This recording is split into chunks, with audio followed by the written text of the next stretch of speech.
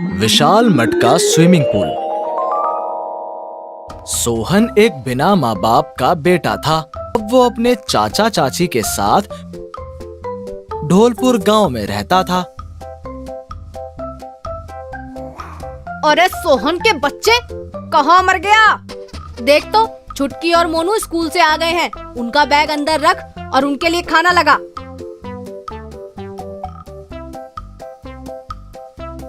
सोहन ने मोनू और छुटकी को खाना दिया और खुद भी खाने बैठ गया। पर ये क्या? अरे तुझे किसने कहा था खाने को? कहकर अनीता ने सोहन के हाथ से प्लेट छीन ली और खुद खाने लगी। और चल, ये सारे बर्तन अच्छी तरह से धोकर रख दे। अगले दिन सोहन की नींद सुबह समय पर नहीं खुल पाती। अरे क्या हुआ? अब तक सो रहा है? चाची, मुझे बुखार है, मुझसे आज काम नहीं होगा। चल निकल मेरे घर से, आलसी कहीं का। मैं कहाँ जाऊंगा चाची, मुझे बाहर मत निकालो। पर चाची घर के दरवाजे बंद कर लेती है। सोहन हिम्मत करके घर से बाहर दूसरे गांव की ओर चल पड़ता है। धीरे धीरे चलते चलते वो एक नदी के किनारे पहुंचता है। थोड़ी देर में उसे किसी के रोने की आवाज सुनाई देती है और थोड़ा आगे जाकर देखता है कि एक मछली नुमा सुंदर सी लड़की की पूंछ एक विशाल से पत्थर के नीचे दबी पड़ी है। कौन हो तुम और तुम्हारी ये हालत किसने की? मेरी पूंछ इस पत्थर के नीचे से निकालो। मैं यहाँ धूप सेकने आया करती हूँ और कल मैं इन पत्थरों के रास्ते से जा रही थी, तभी मेरी पूंछ पत्थरों में फंस गई। सोहन बहुत मुश्किल से पत्थरों के अंदर से जल परी की पूंछ को बाहर निकालता है। जल परी बहुत खुश होती है और सोहन का हाथ पकड़कर उसे नदी में खींच लेती है। नदी के नीचे की दुनिया बहुत सुंदर थी। रंग बिरंगी मछलियां और अनेकों जलपरियां वहां दिखाई दे रही थीं। लो कर लो बात, मैंने तो तुम्हारे बारे में कुछ भी नहीं पूछा। कौन हो तुम? मेरा नाम सोहन है। और सोहन ने अपने जीवन के बारे में सब कुछ बता दिया और रोने लगा। आज से तुम हमारे मेहमान हो। तुमने मेरी जान बचाई है और मैं इस मछली लोक की राजकुमारी हूँ।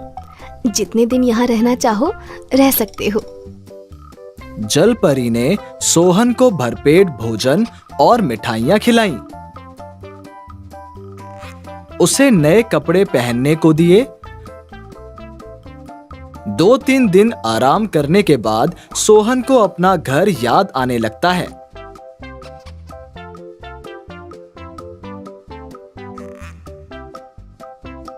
वो जलपरी से कहता है, मैं अब अपने घर जाना चाहता हूँ।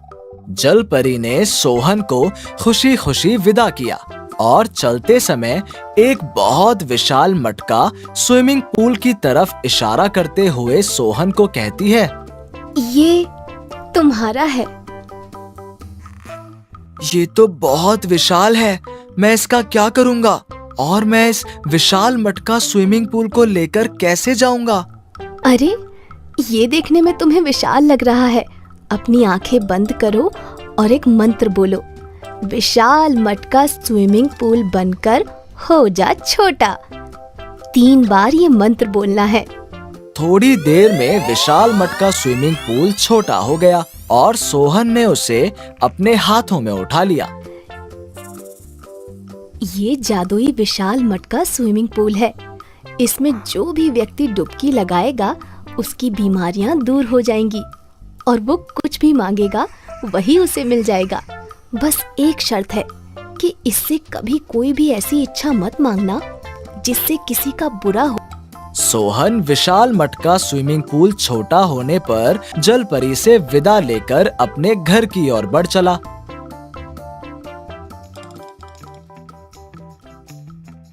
रास्ते में सोहन को कुछ लोग रोते हुए दिखाई पड़े। सोहन उनके पास जाकर बोला,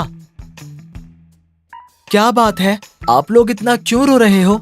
अरे क्या बताएं, हमारे गांव में एक अजीब सी बीमारी फैली है जो शरीर में बहुत खुजली पैदा करती है, फिर शरीर को कमजोर कर 1 हफ्ते में मार देती है। ये कौन सी बीमारी है? हमारे गांव में तो ऐसा कुछ भी नहीं है। एक बूढ़ा व्यक्ति बोला, बेटा 1 साल से हम 2-3 गांव इस बीमारी से जूझ रहे हैं। काका, ये कौन सा साल चल रहा है? काका ने उसे जो बताया उसको सुनकर सोहन के होश उड़ गए। असल में जलपरी के राज्य में एक दिन 3 महीने के बराबर था और सोहन वहाँ 3-4 दिन रुका था, यानी कि लगभग 1 साल बाद सोहन अपने गांव की ओर लौट रहा था। लोगों को रोते चिल्लाते देख सोहन वहीं रुक गया और सबको एक मैदान में चलने को कहा।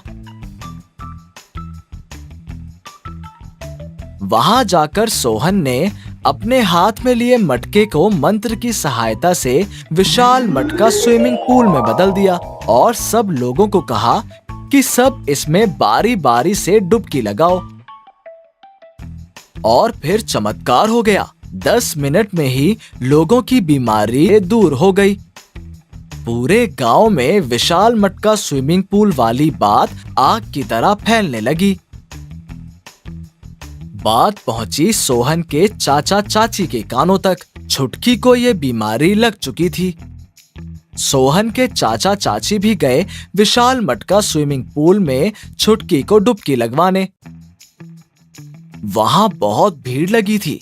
एक बड़े से क्षेत्र में एक बहुत बड़ा विशाल मटका स्विमिंग पूल दिखाई दे रहा था। सोहन, तू कहां चला गया था रे? चलो अब हमारे साथ घर चलो। कुछ दिनों बाद सोहन अपना मटका लेकर चाचा चाची के पास वापस आ गया। उस दिन घर में खाने को अनाज बिल्कुल भी नहीं था।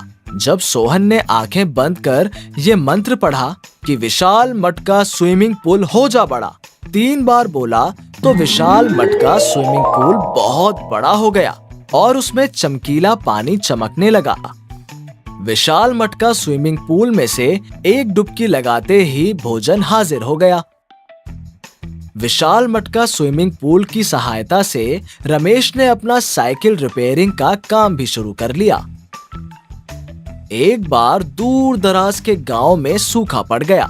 सभी लोग काफी परेशान हो गए कि पानी कहां से लाएं। अचानक एक दिन कुछ लोग सोहन के पास आए। हमारे गांव में सूखा पड़ा है, विशाल मटका स्विमिंग पूल की सहायता से सूखे से राहत दिलवा दो। सोहन ने विशाल मटका स्विमिंग पूल को खोलकर रख दिया और सभी लोगों को उसमें पानी भरने को कहा। सप्ताह भर में दूसरे गांव की सूखे की समस्या समाप्त हो गई। अब चाची को सोहन की जय जयकार अच्छी नहीं लग रही थी। उसने विशाल मटका स्विमिंग पूल को चुराने का निर्णय किया और एक रात चुपके से उसे चुराकर बाहर ले आई और मंत्र की सहायता से उसे विशाल मटका स्विमिंग पूल बना लिया। फिर उसमें उसने डुबकी लगाई। विशाल मटका स्विमिंग पूल, मुझे दे दो हीरे जवाहरात। दूसरी डुबकी लगाई।